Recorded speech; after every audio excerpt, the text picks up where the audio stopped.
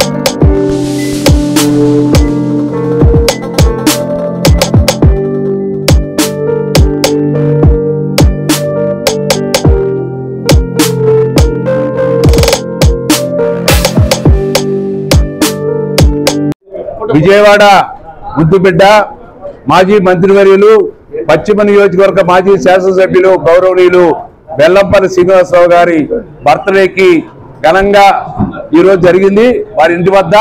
ఆ కార్యక్రమంలో యువత ఉత్సాహం కానివ్వండి, నగర నాయకులు కానివ్వండి, కార్పొరేటర్లు, వివిధ సంఘాల నాయకులు, యువజన సంఘ నాయకులు విభూత్తున లేచి ఈ రోజు ఘనంగా అన్నయ్యకి శుభాకాంక్షలు తెలియజేశారు. ఈ సందర్భంగా ఈ కార్యక్రమంలో పాల్గొన్న వారందరికీ ఆ అమ్మ ఆశీస్సులతో పాటు అన్నయ్య ఆశీస్సులు ఎలా ఉంటాయని మనస్ఫూర్తిగా తెలియజేస్తున్నాం. ఇదే ఉత్సాహంతో, ఇదే కార్యక్రమంతో అందరూ రాబోయే కాలంలో సీనన్నని మళ్ళీ పశ్చిమ నియోజకవర్గ శాసనసభ్యుడిగా గెలిపించుకొని ఈ నగరాభివృద్ధికి ఎన్నికలని మనస్ఫూర్తిగా కోరుకుంటూ ఈ సందర్భంగా ఈ కార్యక్రమంలో పాల్గొన్న ప్రజలందరికీ యువత అందరికీ పేరు పేరున ధన్యవాదాలు. All the best. Like, subscribe and press the bell icon for new updates.